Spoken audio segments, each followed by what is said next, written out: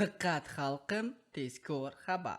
14-avgust kuni O'zbekistonda qanday ob-havo bo'ladi? Hududlar bo'yicha ob-havo prognozi. Toshkent shahrida havo biroz bulutli bo'ladi. Yog'ingarchilik kutilmaydi. Shamol sharqdan 3-8 metr/sekund tezlikda esadi. Ba'zi joylarda 10-12 metr/sekundgacha kuchayishi, ayrim joylarda chang to'zonlar bilan kuzatilishi mumkin. Havo harorati kechasi 24-26 daraja, kunduzi esa 38-40 daraja bo'ladi. Qoraqalpog'iston Respublikasi Xorazm viloyatida havo biroz bulutli bo'ladi. Ba'zi joylarda o'zgaruvchan bo'ladi, yog'ingarchilik kutilmaydi.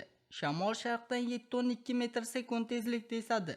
Ba'zi joylarda 13-18 metr/sekundgacha kuchayishi, ayrim joylarda chang to'zonlar bilan kuzatilishi mumkin. Havo harorati kechasi 20-25 daraja, kunduzi esa 35-40 daraja bo'ladi.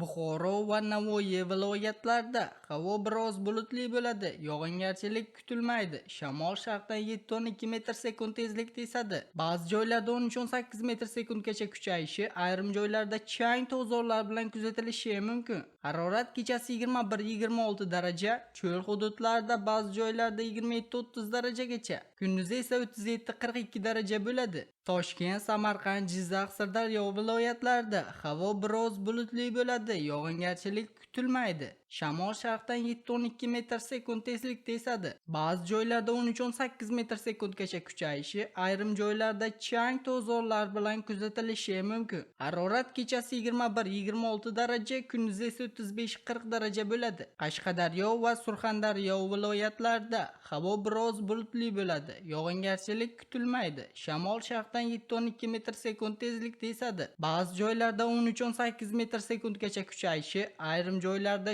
chang to'zonlar bilan kuzatilishi mumkin. Harorat kechasi 21-26 daraja, kunduzi esa 37-42 daraja bo'ladi. Andijon, Namangan, Farg'ona viloyatlarida havo biroz bulutli bo'ladi. Ba'zi joylarda o'zgaruvchan bo'ladi. Yog'ingarchilik kutilmaydi. Shamol sharqdan 7-12 metr/sekund tezlikda esadi. Harorat kechasi 21-26 daraja, kunduzi esa 35-40 daraja bo'ladi. Ehtiyot bo'ling, issiq havoda ko'proq suyuqlik iching, ochiq havoda uzoq vaqt qolmang. Sizga yetkazmoqchi bo'lgan xabarlarimiz shulardan iborat edi. O'zingiz va o'zgalar hayotiga befarq bo'lmang. Xayr, salomat bo'ling.